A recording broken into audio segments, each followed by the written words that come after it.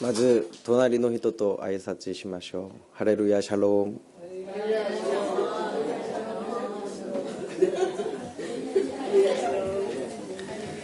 恵み深いメッセージのために韓国でメッセージを伝えます。네, 다시 한번 인사하도록 하겠습니다. 할렐루야 샬롬. 네, 평안하십니까? 평안하십니까? 찌약과 아리무스까? 네, 오늘 읽으실 말씀은 고린도전서 13장 4절로 7절까지 말씀인데 사랑에 대한 이야기입니다. 사랑이란 무엇인가? 제목을 보면 사랑이 무엇이냐 묻는다면입니다. 알겠죠? 사랑이 뭘까요? 사랑이. 질문하겠습니다. 사랑이 뭘까요? 사랑이 무엇인가요? 네. 사랑은 사랑입니다. 네. 그냥 사랑이에요. 그런데 오늘 말씀을 보면 사랑에 대해서 자세히 쓰여져 있습니다. 사도 바울은 고린도후서 4장 16절로 17절까지 말씀해서 이렇게 말씀했습니다. 그러므로 우리가 낙심하지 아니하노니 우리의 겉사람은 낡아지나 우리의 속사람은 날로 새로워지도다. 우리가 잠시 받는 환난에 경한 것이 지극히 크고 영원한 영광에 중한 것을 우리에게 이루게 함이니. 아멘. 우리의 겉사람은 날로 낡아져 갑니다. 하지만 우리의 속사람은 날로 새로워져 간다고 쓰여져 있습니다. 바울이 거짓말을 했겠습니까? 아닙니다. 이렇게 살아야 된다고 바울은 권면하고 있는 것인데 우리는 왜 날로 새로워지지 못할까요? 그 이유는 여러 가지가 있습니다. 첫 번째는 나만 생각하고 남을 생각하지 않기 때문입니다. 남이 죽건 말건 다치건 어떻게 되건 별로 상관하지가 않습니다. 나만 살고 나만 부하고 나만 잘되고 나만 행복하면 그만이라는 생각을 하며 살아갑니다. 나쁜 놈으로 살아가고 있다는 것입니다. 나쁜 놈이라는 것은 나뿐인 놈을 얘기합니다. 나뿐인 사람을 얘기합니다. 나 혼자 행복할 수는 없다는 것을 모르기 때문에 그렇게 나쁜 놈으로 살아간다는 것입니다. 주변 사람들이 행복해야 나 또한 행복할 수 있다는 것을 모르기 때문에 나쁜 놈으로 살아간다는 것입니다. 극단적인 이기주의가 우리의 삶 속에서 우리를 새롭게 하지 못하게 한다는 것입니다. 둘째로 현재만 생각하고 미래를 생각하지 않기 때문입니다. 지혜로운 사람은 미래를 위해서 현재를 희생할 줄 아는 사람입니다. 우리는 왜 열심히 돈을 벌고 모으려고 합니까? 그 이유는 잘 먹고 잘 살려고 열심히 돈을 벌고 모으고 있습니다. 젊을 때 자신의 삶을 희생해서 노후를 잘 보내기 위해서 준비하는 것이지 않나요? 하지만 우리의 모습을 바라봅니다. 젊을 때 고생을 했습니다. 잘 쓰고 계십니까? 감리교회 창시자인 존 웨슬리는 이런 말을 했습니다. 개같이 벌어서 정승같이 써야 된다. 이 말은 무엇이냐면 열심히 돈을 벌어서 하나님의 영광을 위해서 아름답게 잘 써야 된다는 것입니다. 우리의 삶 속에서 잘 쓰고 계십니까? 하나님의 영광을 위해서 잘 사용하고 계십니까? 지금의 고난과 희생이 미래를 준비하는, 천국을 준비하는 희생이 있어야 된다고 저는 생각합니다. 어리석은 사람은 잠깐의 즐거움을 위해서 미래를 포기해버립니다. 이런 예화가 있습니다. 술을 지나치게 마셔서 위를 절반이나 절제해낸 사람이 있습니다. 의사가 술을 더 마시면 죽는다고 선고를 했습니다. 얼마간은 잘 참는 것 같아 보였습니다. 그런데 증세가 호전이 되고 조금 살만하니까 다시 마시기 시작합니다. 그 전보다 더 많이 마시기 시작합니다. 참다 못해 그 친구가 그 어리석은 사람에게 묻습니다. 도대체 왜 그렇게 술을 마시는 거냐?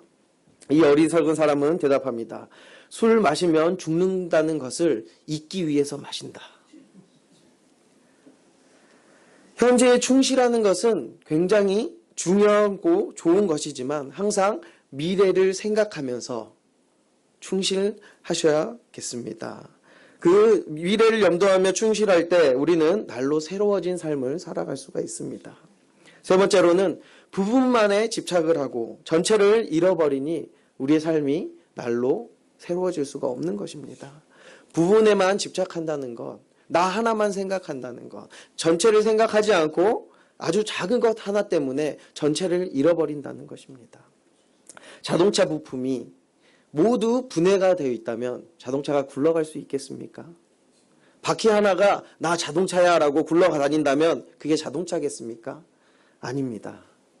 모든 부품이 잘 조립이 되고 있어야 될 부분에 잘 있어서 하나의 완전체가 됐을 때, 자동차가 됐을 때 그제야 비로소 굴러다닐 수가 있는 것입니다. 교회도 똑같습니다. 하나의 성도가, 한 명의 성도가 교회 전체의 일부뿐이라는 것을 잊지 말으셨으면 좋겠습니다. 한 사람 한 사람이 다 소중한 존재고 필요한 존재라는 것입니다. 내가 아무것도 하고 있는 것이 아닐지라도 하나님께서는 그 사람을 통해서 이루시려고 하는 계획이 분명히 있다는 것을 믿고 나아가시기를 바랍니다. 자신감을 가지시기를 바랍니다. 나는 이 교회에 꼭 필요한 존재야 라고 생각하시기를 바랍니다. 그중에 지바영화교회에는 없겠지만 목사님을 굉장히 힘들게 하시는 각 교회에 한두 분씩은 계십니다. 그런데 이 분들의 사명은 무엇일까요? 목사님을 더 기도하게 하고 더 겸손하게 말씀을 잘 전할 수 있도록 기도하게 하는 사명을 가진 자들입니다. 그런데 그것은 좋은 핑계일 뿐입니다. 목사님의 마음을 어렵게 하는 성도님들이 안 계실 줄로 믿습니다. 지금부터 나는 목사님의 겸손함과 말씀을 위해서, 기도를 위해서 마음을 어렵게 하는 사명자가 될 거야 라고 생각하는 어리석은 자가 없었으면 좋겠습니다. 네 번째로 육체적인 쾌락만을 가지고 찾고 영혼의 행복을 잃어버렸기 때문에 우리의 삶은 날로 새로워질 수가 없는 것입니다. 인간은 영적인 존재이고 윤리적인 존재입니다. 육체적인 쾌락만 추구해서는 행복하지가 않습니다. 우리가 많은 돈을 벌었다고 생각해 봅시다. 생각만 해도 행복하지 않습니까? 영원히 행복한 삶을 살 것 같습니까? 부자가 안 돼봐서 모르죠. 부자들도 또한 자신들만의 고민이 있고 아픔이 있고 불행함이 있습니다. 저도 그 부자들의 마음을 다 헤아릴 수는 없습니다. 그 입장이 돼보지 못해서. 하지만 들어보니까 그렇다고 합니다. 잘 사는 사람들도 고민이 있다고 합니다.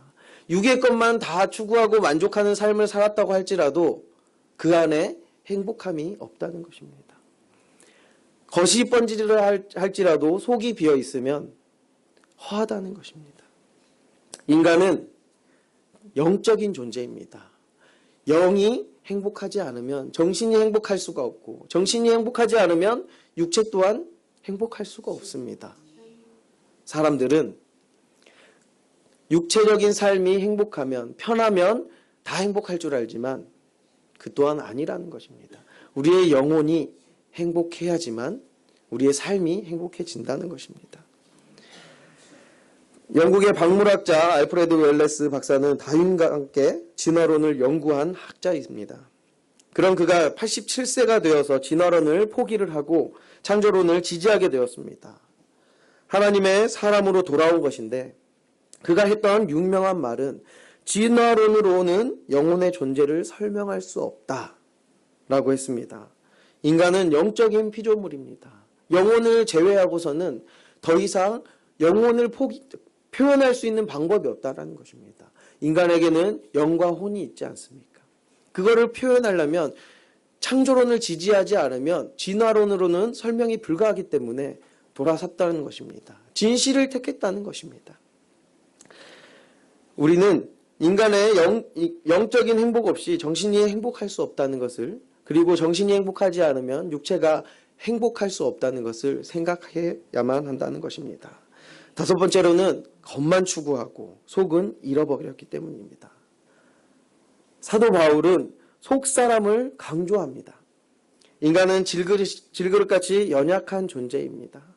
하지만 이 질그릇 속에는 보화가 숨겨져 있습니다.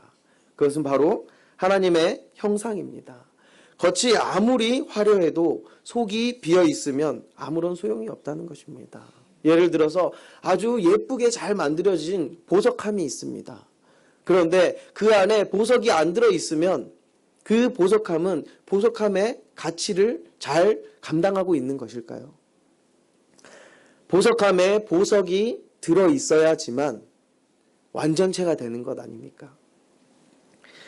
우리가 날로 새로워지지 못하는 이유는 돈과 명예, 지위, 외모 등등 겉만을 추구하지 속은 텅텅 비어있기 때문입니다.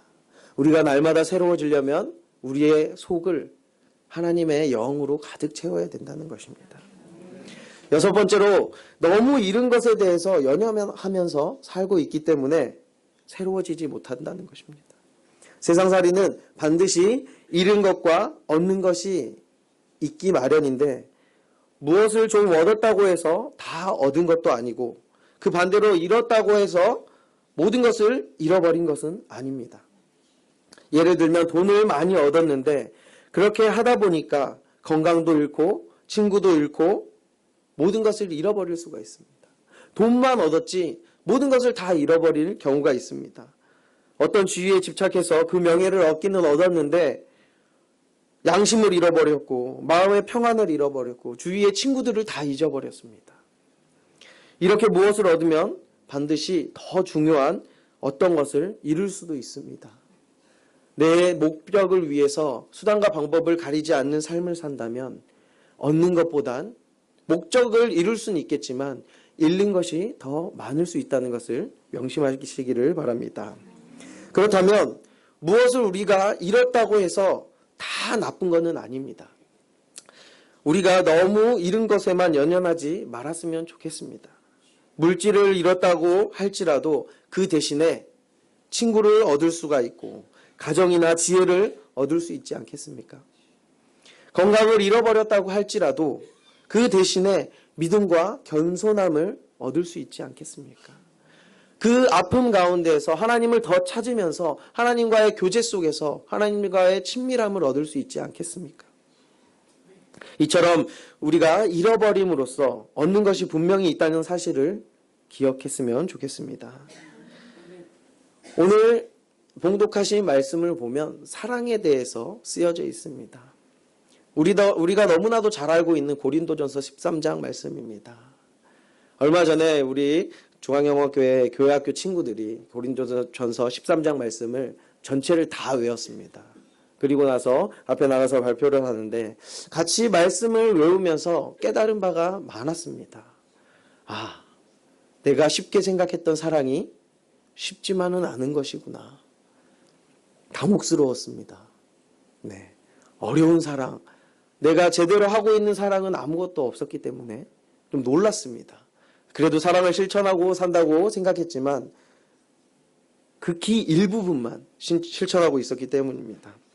오늘 읽은 본문 말씀은 사랑이 무엇인지에 대해서 분명하게 정의를 하고 있습니다.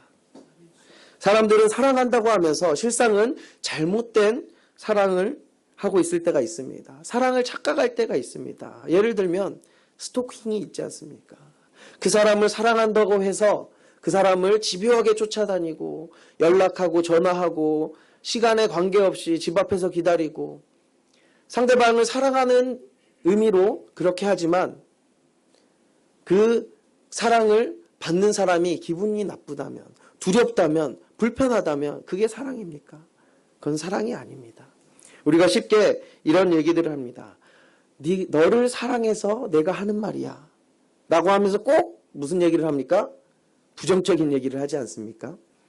그 사람에게 꼭 필요한 말일지라도 어떻게 얘기하는지에 따라서 그 사람이 상처가 될 수가 있고 그 사람에게 도움이 될 수가 있습니다. 때에 맞는 말이 어찌 그리 아름다운고. 잠언 말씀에 있습니다.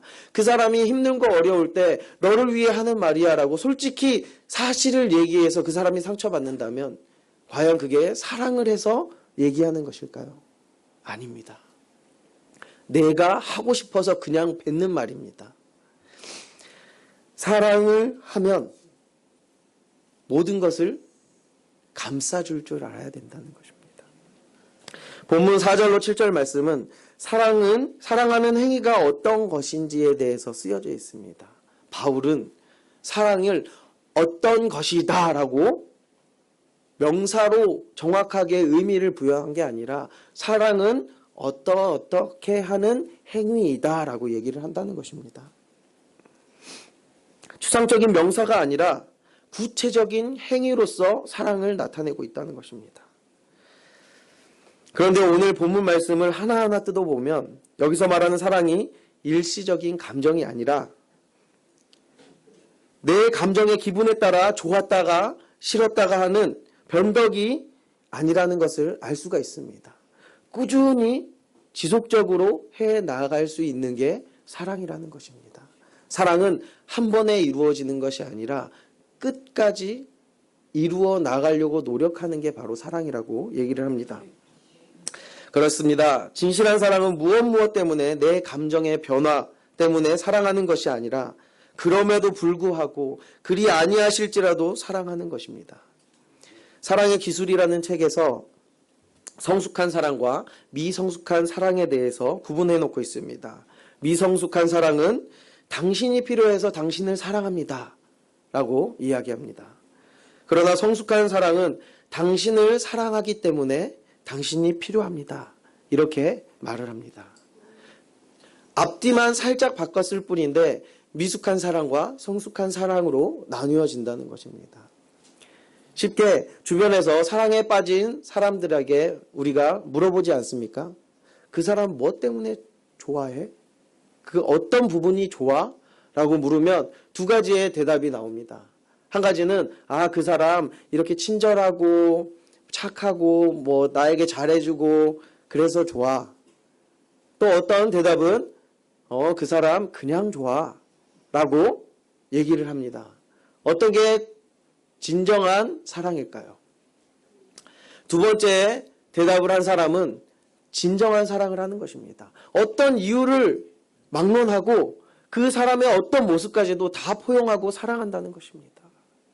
코딱지를 파는 모습도 방구를 끼는 모습도 아름답게 보인다는 것입니다. 단점으로 보이지 않고 그냥 그 자체가 좋다는 것입니다. 그런데 첫 번째라고 얘기를 하는 사람은 그 좋은 점들이 사라지고 나면 사랑도 끝난다는 것입니다. 얼마나 무서운 말입니까? 사람을 조건으로 사랑하지 마시고 이유로 사랑하지 마시고 그냥 그 자체로 받아들이고 사랑하시기를 바랍니다. 다시 본문으로 돌아오면 4절로 7절 말씀을 보면 바울 사도는 사랑에 대해서 모두 14가지의 속성으로 이야기를 하고 있습니다. 그런데 이 말씀을 자세히 분석해 보면 처음 2가지는 긍정적으로 그리고 그 뒤에 8가지는 부정적으로 그리고 나머지 4가지는 다시 굉장히 긍정적인 방법으로 묘사를 하고 있습니다. 그렇다면 사랑은 도대체 무엇일지 한번 말씀을 보면서 알아가 보겠습니다.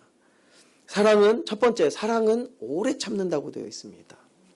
인내한다는 말인데 바울은 사랑의 속성을 말할 때 제일 먼저 인내심에 대해서 말했습니다. 왜 오래 참는 것이 사랑의 첫 번째 속성이라고 생각했을까요? 그것은 바로 하나님의 사랑에서 찾았기 때문입니다. 하나님은 우리에 대해서 오래 참으시는 하나님이십니다. 아마 사람의 성질대로 했더라면 온 인류는 수천 번, 수만 번 멸망당했을 것입니다. 하나님께 심판을 당해서 멸망당했을 것입니다. 그런데 하나님의 사랑 때문에 오래 참는 그 사랑 때문에 지금까지 참고 계시는 것입니다. 앞으로도 꾸준히 참아 가실 것입니다. 베드로후서 3장 9절은 이렇게 말씀합니다. 주의 약속은 어떤 이에 더디다고 생각하는 것 같이 더딘 것이 아니라 오직 너희를 대하여 오래 참으사 아무도 멸망하지 않고 다 회개하기에 이르기를 원하시느니라. 아멘. 그렇습니다. 하나님의 사랑은 오래 참는 사랑입니다. 왜 오래 참는지 여기에 나와 있습니다. 아무도 멸망하지 않고 다 회개하여서 구원하기 위해서 오래 참고 계신다는 것입니다. 왜 예수님이 빨리 안 와라고 안달복달하는 예수님 재림을 기다리는 사람들이 많이 있지 않습니까? 그런데 예수님이 왜 천천히 오시냐면 단 한 사람이라도 더 구원에 이르게 하시기 위해서 오래 참고 있는 사랑을 견디고 있다는 것입니다. 사랑은 두 번째 사랑은 온유하다라고 되어 있습니다. 사랑은 온유하며 온유라는 것은 친절하다는 말과 비슷하게 쓸 수가 있습니다. 어떤 시인은 사랑은 눈으로 들어온다고 노래했습니다. 눈빛만 보더라도 그 사람이 사랑을 하고 있는지 아닌지 알 수가 있습니다. 사랑에 빠진 사람의 눈을 보신 적 있으신가요? 네. 있으신가요? 네. 어떻습니까? 눈에서 하트가 뿅뿅뿅뿅 나가는 게 보이지 않습니까? 경험해보지 못하셨어요? 네. 사랑에 빠진 사람은 눈빛이 사랑을 얘기합니다. 난 사랑에 빠졌어요. 모든 것이 아름다워 보여요. 그런데 마음에 악독이 가득하고 시기가 가득하고 불평이 가득한 사람의 눈, 미워하는 마음이 가득한 사람의 눈을 보신 적 있으십니까? 어떻습니까? 너 미워 죽겠어. 나 쳐다보지 마. 기분 나쁘니까. 눈빛에서 얘기를 합니다. 다가오지 마. 나 까칠하니까. 그렇지 않습니까? 사랑은 온유해야 됩니다. 온유해야 됩니다. 친절해야 됩니다. 아파트에서 엘리베이터를 타거나 길거리를 지나다닐 때 눈도 마주치기 싫은 사람이 있지 않습니까? 반면에 괜히 알지도 못하는 사람이 인데 그냥 가서 인사하고 싶고 친해지고 싶은 사람이 있지 않습니까? 저처럼요. 눈에서 사랑이 뿅뿅 나가는 선한 눈을 가지고 있는 사람들. 네. 한 분밖에 안 계셔요. 네. 제 눈에서 사랑이 느껴지지 않습니까? 네. 않다고요? 네. 아닙니다. 네, 감사합니다. 그렇습니다. 눈빛에서 사랑이 나간다는 것입니다. 친절함은 말을 하지 않아도 느껴진다는 것입니다. 괜히 다가가고 싶은 사람이 되셨으면 좋겠습니다. 네. 이제 이와 같이 두 가지의 사랑의 긍정적인 속성을 말한 뒤에 바울은 8가지의 부정적인 속성을 8가지 속성을 부정적으로 표현을 하고 있습니다. 이것은 바울이 고린도 교회의 교인들의 태도를 염두에 두고 그들의 태도와 정반대되는 것이 사랑이라고 말하기 위해서 부정적으로 표현을 했습니다. 세 번째는 사랑은 시기하지 않는 것이라고 얘기를 합니다. 고린도 교회 안에 시기함이 많았는가 봅니다. 그래서 사랑은 시기하지 않는 것이라고 얘기를 합니다. 사극을 보거나 구약 성경 말씀을 보면 아내를 여러 명 두는 왕들이 나오지 않습니까? 왕과 인물들이 나오지 않습니까? 그런데 왕의 사랑을 독차지하기 위해서 후궁들은 어떻게 합니까? 서로 시기하고 질투하고 모함하고 하지 않습니까? 야곱 또한 그렇습니다. 야곱의 사랑을 받기 위해서 두 아내가 어떻게 합니까? 서로 차지하려고 뇌물도 바치고 뇌물도 뺏어오고 그거를 빌미로 야곱을 차지하기 위해서 서로 다투지 않습니까? 그런데 진정한 사랑은 시기하지 않는다는 것입니다. 또 사촌이 땅을 사면 배가 아프다는 얘기가 있지 않습니까? 아파 보신 적 있으십니까? 사촌이 땅을 산 적이 없는 거죠? 네. 네. 사촌이 땅을 사면 배가 아프다. 다른 사람이 잘 되면 내가 부럽다. 나도 그랬으면 좋겠다라는 마음이 드는 게 사람의 심리입니다. 그런데 진정한 사랑을 갖고 있는 사람은 부러워하지 않고 시기하지 않고 내가 산 것 마냥 그 사람을 축복해주고 기뻐해주는 게 진정한 사랑이라는 것입니다. 지금부터 배 아파하면 나는 사랑을 실천하지 않는 사람이구나 라고 알고 축복해주는 삶으로 바뀌시기를 바랍니다. 네. 사도 바울은 고린도전서 3장 3절에서 시기와 다툼은 아직 육에 속하여서 사람을 따라 행하기 때문이라고 말씀했습니다. 그렇다면 영에 속하여서 하나님을 따라 사는 사람은 시기하지 않는 사람이라는 것입니다. 시기하는 사람으로 사시겠습니까? 시기하지 않는 사람으로 사시겠습니까? 네. 고백은 그렇게 충분히 자신 있게 할 수 있지만 지켜내기는 굉장히 어렵다는 것을 명심하면서 끝까지 우리의 숨이 끝나는 그 순간까지 노력하시기를 바랍니다. 네 번째는 사랑은 자랑하지 않는다고 되어 있습니다. 고린도 교인들은 자랑을 굉장히 많이 했습니다. 세례를 준 목사님들을 자랑했고 나는 누구파다 이렇게 자랑을 했고 신령한 은사들을 자랑했습니다. 하나님께서 은혜를 받아서 여러 가지 예언의 은사도 통역의 은사도 방언의 은사도 많이 줬는데 내가 받은 은사가 최고야 라고 자랑을 했다는 것입니다. 그리하여 바울은 고린도전서 1장에서 아무 육체도 하나님 앞에 자랑할 것이 없다면서 자랑하는 자는 주 안에서 자랑하라라고 얘기했습니다. 우리가 아무리 세상의 것을 자랑해도 거기에는 한계가 있다는 것입니다. 뛰는 놈 위에 나는 놈이 있다라는 말이 있지 않습니까? 그 속담처럼 나보다 더 큰 자랑거리를 가지고 있는 사람이 있다라는 것입니다. 내가 아무리 잘한다고 해도 나보다 더 잘하는 사람이 있기 때문에 자랑하지 말라라는 것입니다. 그러므로 세상 자랑은 상대적이라는 것입니다. 우리는 내가 가진 것, 이룬 것 자랑하지 말고 우리를 죄와 죽음에서 구속하신 주님의 사랑을 자랑해야 될 것입니다. 다섯 번째로 사랑은 교만하지 않는다라고 되어 있습니다. 고린도 교인들은 콧대가 높아서 다른 편을 얕보면서 뽐냈습니다. 교만해서 사도 바울의 사도권에 시비도 걸었습니다. 그래서 교만한 것은 사랑이 아니라고 바울은 강력하게 가르치는 것입니다. 조그만 권세, 조그만 세상 자랑을 가지고 교만하기 때문에 다른 사람을 업신여깁니다. 그러나 사랑은 겸손해야 된다는 것입니다. 겸손함이 바로 진정한 사랑이라는 것입니다. 마음을 높이지 않고 낮춰야지만 할 수 있는 게 사랑이라고 합니다. 우리가 교만하기 때문에 다른 사람을 헐뜯습니다. 다른 사람과 싸우게 됩니다. 왜냐? 내가 잘났기 때문에. 내가 옳기 때문에. 다른 사람은 틀리고 내가 옳기 때문에 그렇게 생각을 합니다. 교만해져서 다른 사람을 헐뜯습니다. 다른 사람을 미워합니다. 그 사람이 나보다 낫다고 생각한다면 절대 헐뜯을 수 없고 절대 목소리를 높일 수 없지 않습니까? 우리가 날마다 겸손해져서 주님의 사랑을 이루는 저와 여러분이 되었으면 좋겠습니다. 여섯 번째로는 사랑은 무례하지 않는다라고 되어 있습니다. 우리가 가까운 사이일수록 굉장히 예의를 지켜야 된다는 것입니다. 우리가 쉽게 무례하게 행하는 대상들이 있습니다. 누가 있습니까?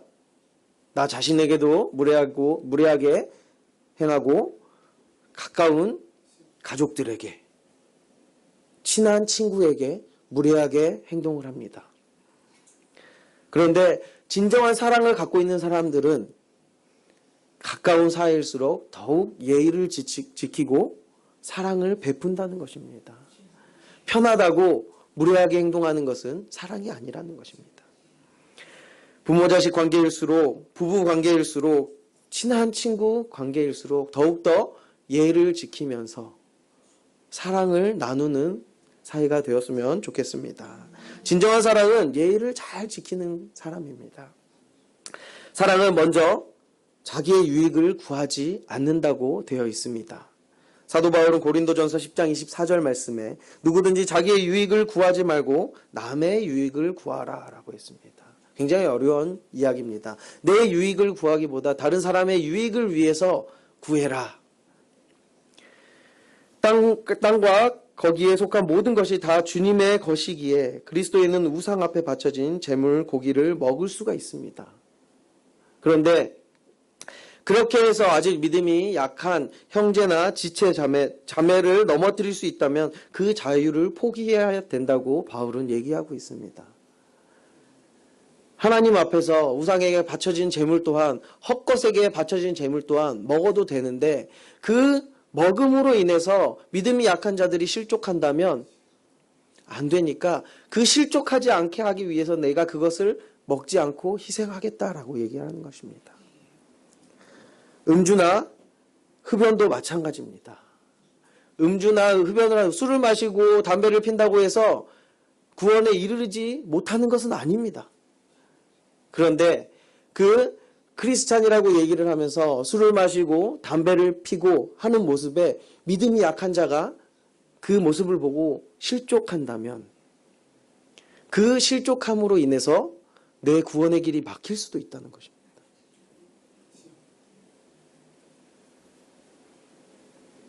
다른 사람을 실족하지 않게 하기 위해서 우리는 희생하고 절제해야 될 이유가 있다는 것입니다. 내가 자랑을 막 하고 싶어요. 그런데 그 자랑함으로 인해서 그 상대편이 마음의 상처를 받는다면 하는 게 나을까요? 안 하는 게 나을까요? 네, 입을 닫는 게 유익하다는 것입니다.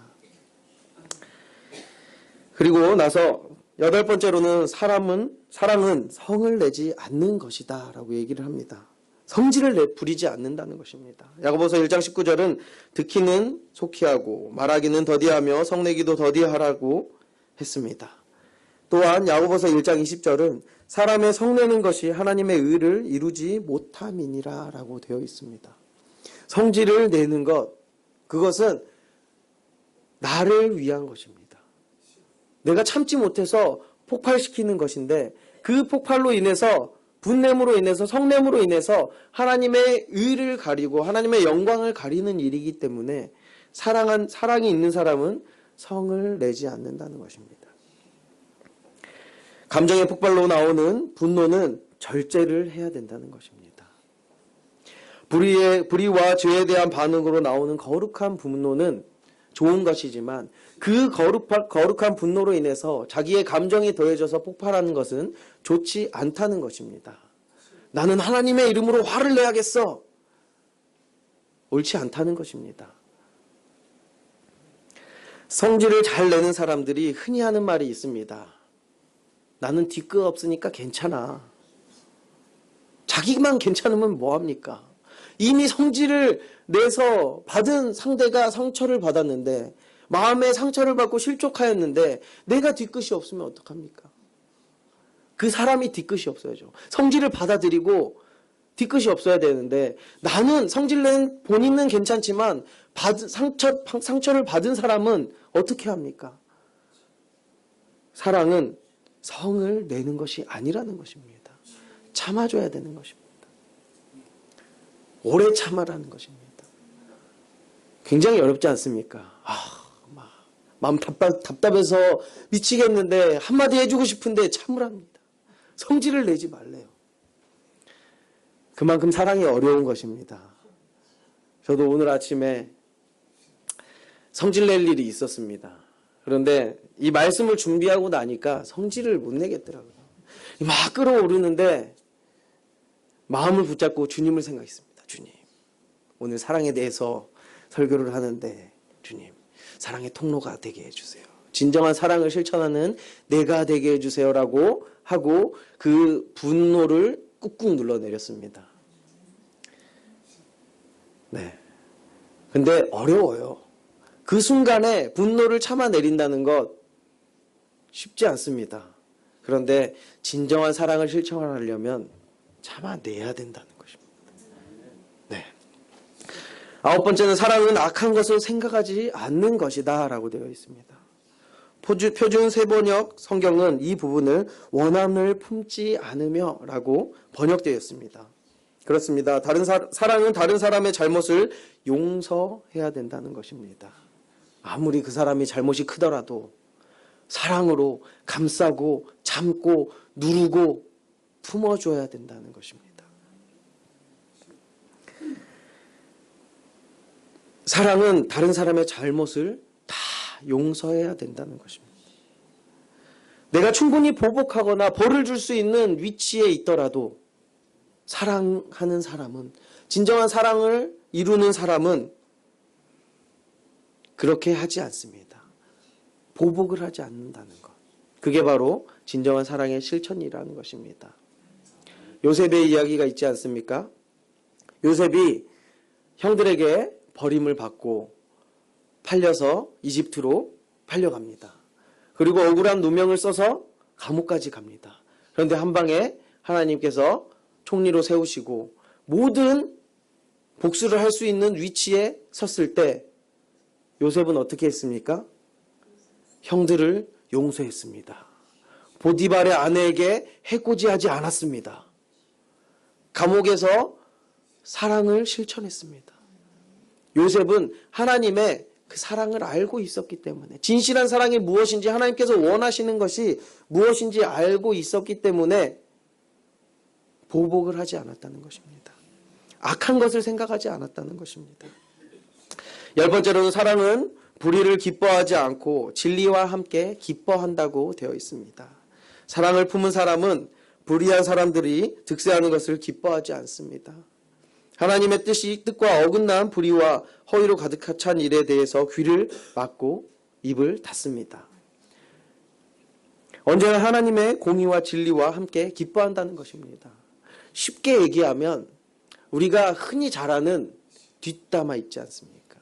사람을 도마 위에 올려놓고 요리를 막 합니다. 여러 사람이 모여서 두세 사람이 모인 곳에 예수님과 함께 해야 되는데 다른 사람이 함께하며 비난이 난무합니다. 그런 순간 귀를 막고 입을 닫고 하나님의 영광을 위해서 대화를 전환시키는 것이 바로 사랑이라는 것입니다. 불의를 기뻐하지 않고 진리와 함께 기뻐해야 된다는 것, 쉬운 예부터 실천해 나가야 된다고 생각합니다. 이제 바울은 이와 같이 고린도 교인들이 하고 있는 행동과 정반대되는 8가지의 사랑의 속성을 설명한 뒤에 사랑의 긍정적인 의미 4가지를 아주 강력하게 이야기를 하고 있습니다. 11번째는 모든 것을 덮어준다고 되어 있습니다. 모든 것을 참아준다는 것입니다. 상대방의 잘못이나 약점을 다 눈 감아주고 참는다는 것입니다. 어떻게 보면 모든 사랑은 화랑 일맥상통해 있다고 볼 수가 있습니다. 화를 억누르고 사랑으로 감싸주면 다 된다는 것입니다. 모든 것을 덮을 수 있다는 것입니다. 사랑만 하면 모든 것을 덮을 수 있다는 것인데 이런 계산법이 있습니다. 5 빼기 3은 2. 뭘까요? 오해에서 3발짝을 물러나서 바라보면 이해가 되고 2 더하기 2는 4가 있습니다. 네. 1부 때와 똑같은 반응이 나오고 있습니다. 언제적 거야? 오글거리는 예.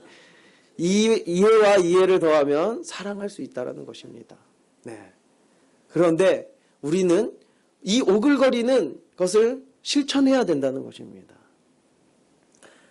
오해를 했을 때 3발짝 물러나서 멀리서 그 사람의 입장에서 바라봐 준다면 그 사람이 이해가 됩니다. 이해가 되면 어떻게 됩니까? 사랑할 수 있고 덮어줄 수 있다는 것입니다.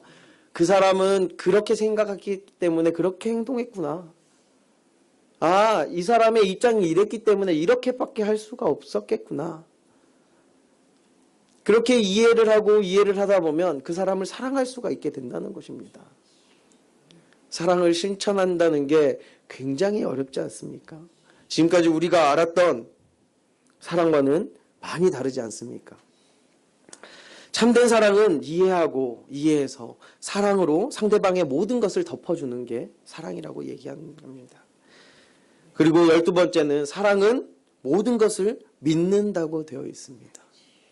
참된 사랑은 역사의 주권이 하나님 한 분에게 있음을 알기에 결국 모든 것이 하나님의 뜻에 의해서 이루어질 것을 믿는다는 것입니다.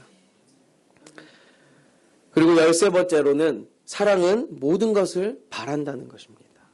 사랑은 하나님의 놀라운 은혜에 의해서 인간의 역사가 성과 정의의 방향으로 나아갈 것을 믿기에 모든 것을 바랍니다.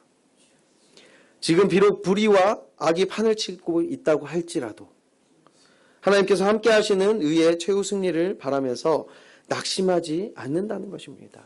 모든 긍정적인 것을 바라면서 예수님이 오시면 어떻게 됩니까? 먼저 죽은 자들이 들림을 받고 살아있는 자들이 들림을 받는데 사랑이 있는 자들이 들림을 받는다는 것입니다. 모든 것을 인내하고 참으며 바라는 사람들이 얻을 수 있다는 것입니다. 사랑은 모든 것을 견뎌낸다는 것인데 14번째입니다. 견뎌낸다는 것입니다. 참된 사랑은 하나님의 나라가 올 것을 믿기에 담대함으로 모든 것을 견뎌냅니다. 요한계시록 말씀을 보면 끝까지 견디는 자가 구원에 이르를 수 있습니다. 그렇지 않습니까? 고난과 핍박이 와도 포기하지 않고 하나님을 바라면서 정의를 바라면서 예수님을 바라면서 기다린다면 인내한다면 견뎌낸다면 구원에 이르를 수 있다는 것입니다. 순교자들은 하나님의 나라가 올 것과 의의 최후 승리를 믿었기 때문에 어떠한 수치와 환난과 죽음까지도 견뎌냈다는 것입니다. 이제 바울이 설명한 14가지의 사랑의 속성을 보면 진정한 사랑, 아가페 사랑은 세상의 이기적인 사랑과 다르다는 것을 알 수가 있습니다. 우리의 사랑과는 거리가 먼 사랑인 것을 알게 되었습니다. 우리가 사랑이라고 생각했던 것은 진정한 사랑이 아니었다는 거죠. 사랑을 이룬다는 것 얼마나 어려운 건지 이제 아셨을 것입니다. 어떻게 해야 됩니까? 알게 되었으면 실천해야 됩니다. 그런데 그 실천이 쉽지만은 않습니다. 쉽지만은 않아요. 저도 그 실천을 날마다 되새기면서 회개하면서 실천하려고 노력하고 있습니다. 우리는 죽는 그 순간까지 사랑을 실천하기 위해서 계속해서 노력해야 된다는 것입니다. 이 아가페 사랑은 무엇보다도 예수님께서 우리의 모든 것을 우리를 위해서 아낌없이 주신 십자가의 사랑에서 나타났다는 것입니다.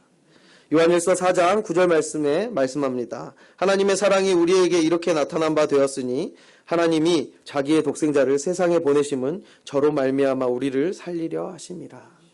하나님께서 우리를 너무나도 사랑하셔서 진정한 하나님은 사랑이시기 때문에 그 사랑 때문에 독생자인 예수님까지 이 땅에 보내시고 우리의 죄를 위해서 돌아가시게 하셨다는 것입니다. 핏값으로 우리의 죄를 대속하셨다는 것입니다. 그게 바로 진정한 사랑입니다. 사랑을 말하지만 사랑을 실천하지 않는다면 하나님이 사랑이 될 수가 없지 않습니까? 하나님께서는 몸소 그 사랑을 실천하고 보여주셨습니다.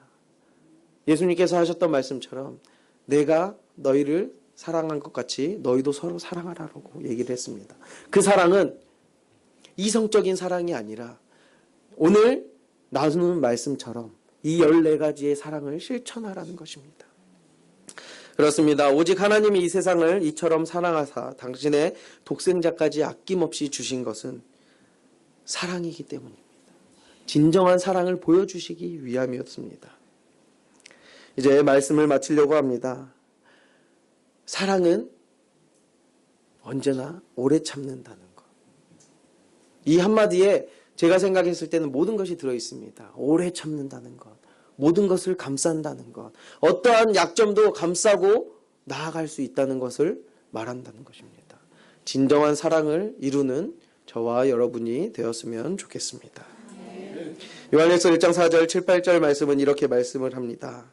사랑하는 자들아 우리가 서로 사랑하자. 사랑은 하나님께 속한 것이니 사랑하는 자마다 하나님께로 나서 하나님을 알고 사랑하지 아니하는 자는 하나님을 알지 못하나니 이는 하나님은 사랑이심이라. 오늘 우리가 서로 사랑할 때 하나님께 속하여 하나님을 알게 될 수 있습니다. 왜냐하면 하나님은 사랑 그 자체이기 때문입니다. 우리가 함께 기도하며 나아갔으면 좋겠습니다. 어떻게 기도하냐면요. 오늘 진정한 사랑에 대해서 들었습니다. 하나님, 내가 성경에 나온 이 말씀의 진정한 사랑을 온전히 이루며 살아갈 수 있도록 하나님께서 인도하여 주시옵소서. 비록 나는 연약하고 넘어지지만 날마다 하나님께 사랑을 고백하며 그 사랑을 갚으며 살아갈 수 있도록 은혜를 허락하여 주시옵소서라고 주여 한번 크게 외치고 기도하며 나아가겠습니다. 주여